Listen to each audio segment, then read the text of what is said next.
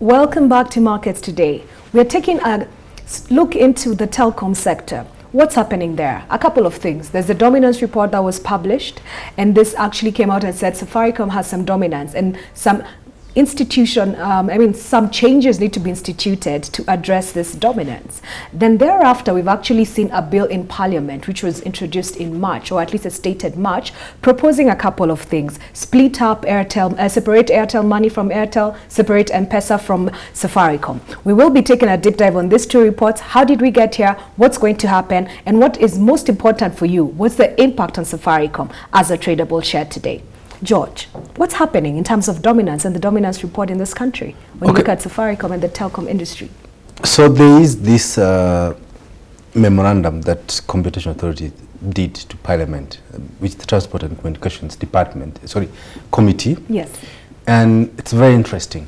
What they're saying is that, that because if you look at, and they've done some historical analysis, they're saying that over time, Safaricom's market share in the mobile money business and the voice business has come down. And we've seen that. I think Airtel, specifically Airtel, has gained about 18%, but just 16-18% market share on the voice market. And a similar quantum, or thereabout, on the mobile business. Essentially, what they're saying is that there is no dominance in the telecommunications sector.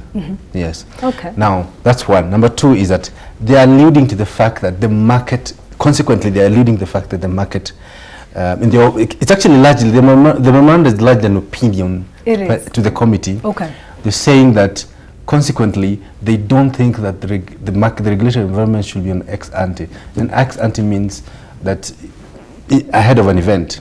So, what my reading of it is in two-pronged. One is that they are suggesting that they're putting a strong case for infrastructure sharing. Yes.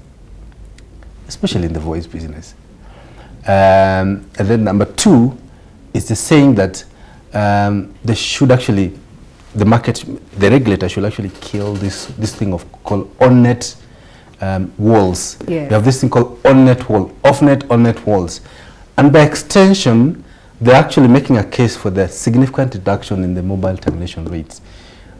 Remember, as it is already, if I read the Amazon report, and that is the Amazon report, we are actually one of the lowest in terms of mobile termination rates. Okay. So they're actually asking for the MTR to be dropped further to the floor. All right.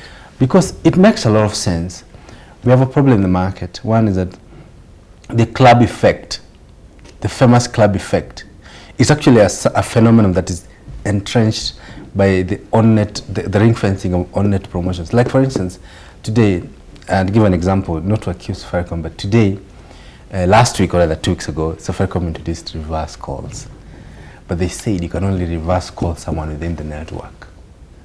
That should actually be prohibited. That should be prohibited. Yes. But why can't I reverse call someone on an Airtel? Let's just circle back into the genesis of this dominance report. Yes. I think just for the benefit of this and just creating context, there was the element that came out from this report was a bit of political infighting between the Ministry of ICT and the Communication Authority. Yes. In terms of who has dominance or who has the authority to regulate the industry. Yes. So this report was actually commissioned by the Communication Authority. Yes. So they said there's an issue in this industry and we want to focus on the quality of service to the end user. So then they hired or commissioned an independent authority to be able to look at the industry and come up with a report and proposals on what needs to be done to actually enhance the returns for all the players in this market. Yeah. And I think at the same time, which was at the same time, the Ministry of ICT then came across and said, no, we are the ones who determine what licenses go where, and we have a say, and we are more influential in how this sector is institutionalized. Yeah. And on the basis of that, then the Ministry of ICT actually went and undercut the authorities and the powers of the Communication Authority.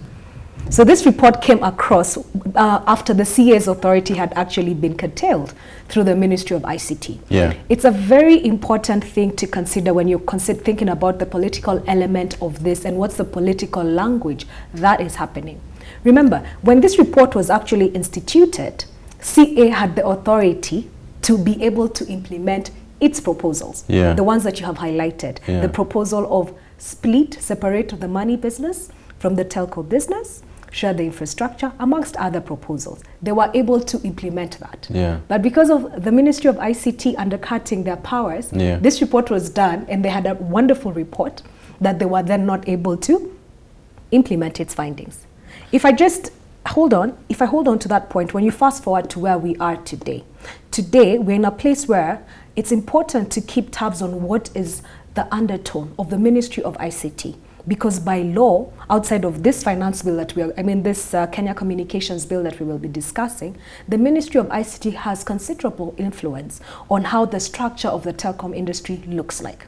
So we have a situation where we have a report that is saying there is dominance, and this is how you address dominance. But on the other hand, we have a government body that has influence over this sector, but has not really enforced the report findings of this. And when you fast forward, and what we are discussing today is the Kenya Communications Bill, which has some proposals from this report, then our question is, will this bill see the light of day?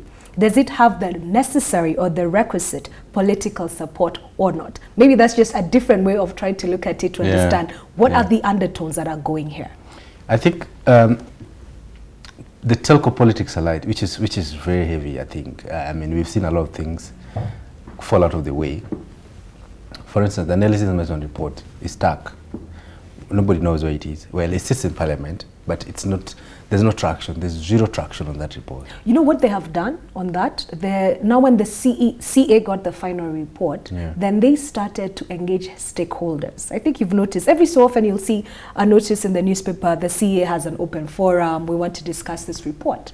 And I think that was their way of saying, how do we engage Parliament? How do we engage Ministry of ICT? How do we engage all the parties to this conversation so that they can own the report? And I suppose in one way or the other they noticed that there was a folly in their execution of addressing dominance, because they went and got a report and they wanted to impose this report on each and every member of this industry, while it's better to have actually involved the Ministry of ICT, the communications committee, both at the Senate and the Parliament level, maybe even involve Safaricom and Airtel and Telcom. Because I think it's normally better if you have voices from the onset and everybody is aligned to one space, as opposed to coming with one particular proposal that will affect the stakeholders and then deciding this is what we're going to do. I think what you raised is very important. What you're essentially saying is that the operational independence of the implementing agencies sometimes is compromised, which is very true. That's true. I've seen that even with the financial services, when the independence, sometimes the independence of certain regulating institutions, like for instance the Central Bank of Kenya, is impaired or impeded. That I do acknowledge that the operational independence of the implementing agencies, for instance in this case the Communications Authority of Kenya, sometimes is impaired by the telco politics that sometimes plays out, and it's a very small market. Sometimes I wonder why there's so much telco politics. Maybe it's not telco, it's politics everywhere. When we combine the bill that the GEM MP has published, it proposes two very interesting things. One is that it has like 3 or 4 proposals, but the first is they're saying that one is that telco businesses should separate the core business, which is communications, from any other business. They didn't mention mobile money, but they're targeting mobile money and infrastructure services. And also they're saying that for every dropped calls, that the telco should actually compensate the subscriber to the tune of 10 shillings. I can see you lighting up on that. That's comment. true. Please elaborate. You know how many dropped calls you have in a day, and sometimes it's annoying. You just want to, can someone just give me back the money for the inconvenience of cutting? You can imagine having a very, let's say I was talking to the president and the call dropped. It's like, this Kenyan, this is not a very serious Kenyan. Yeah, all right. So they need to compensate him. Anyway, back to serious matter. The thing is that my view is that I think the shareholders of Safaricom would derive more value if that outfit sits outside the Safaricom. And who's going to own the outfit? Well, Safaricom could still have a shareholding in the company. Yes. Whether as a majority shareholder or a minority, but they could still have an influence. But I think M-Pesa being housed in Safaricom, to a certain extent, I think, creates less headroom in terms of how much growth they can derive. I still see M-Pesa as a $1 billion business. Okay. Yes, in the next, in the medium term. And I don't, the proposal, I don't know the motives behind the Member of Parliament for putting such a proposal. Usually you have to be careful where these things come from. But I think, and I look at it critically, I think it will create a lot of headroom for M-Pesa as a standalone platform.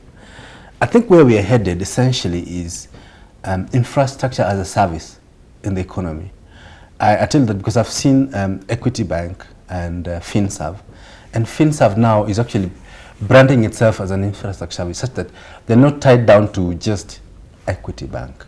They're actually offering more. They're actually offering an infrastructure service to even other banks. They're pitching business to other entities. So we are actually seeing a situation where infrastructure is going to become a service, where they actually get out of, they're not tied down with the parent company. I think that's a large message that comes. And I think if that happens, then there's much more headroom in terms of shareholder value. I agree, depending who the shareholder is. Yes. Sure, I completely agree with you. I like the element of infrastructure as a service and finding a way to actually run on your infrastructure and in a way offer this to other people who want to use it, and then they can pay as they go, right? I like that element. It's a subscription service. You pay as you go. You pay Think about Microsoft today. Hold up. Just let's circle back onto this. Yeah. So the question is, if this proposal goes through and it's saying you need to separate the different businesses, separate mobile telephony from mobile money. So let's get M-Pesa out of it. Yeah. And then it also goes further and it says you need all the different, and if that speed doesn't happen, whether it happens or not, any different business lines in any telco must be licensed by the relevant regulator. So in a way, yes, they're circling in and saying we need more CBK oversight as long as there's money changing hands. We can discuss that later. But when we come and say infrastructure as a service, and say for instance, M-Pesa is pulled out, you separate M-Pesa from Safaricom. You know why my concern is? My concern comes in and says, Vodacom is a material owner, and the government of Kenya, they are the anchor owners of Safaricom as it stands today. Vodacom has been exiting some of its assets in Africa. The question is, if this proposal passes and M-Pesa has to be shelved out, and then you say you remain with Safaricom as a listed entity that has data and telephony assets, is there then the risk of having a Vodafone or a Vodacom actually exiting its stake in Safaricom? Because the question here is, there is shareholder value, but who's the shareholder? Because today, the future runs on M-Pesa. You can't ignore that. I think the bill presents some ambiguities. Yes. And one of the ambiguities is that, is it saying that if you spin off a business, is it prohibiting the parent company from shareholding and owning some stake in this span of business? Excellent question. Hold on to that thought. We shall take a quick break. Don't go anywhere. We are discussing the dominance report and whether you need to be holding or selling off your Safaricom shares. See you shortly.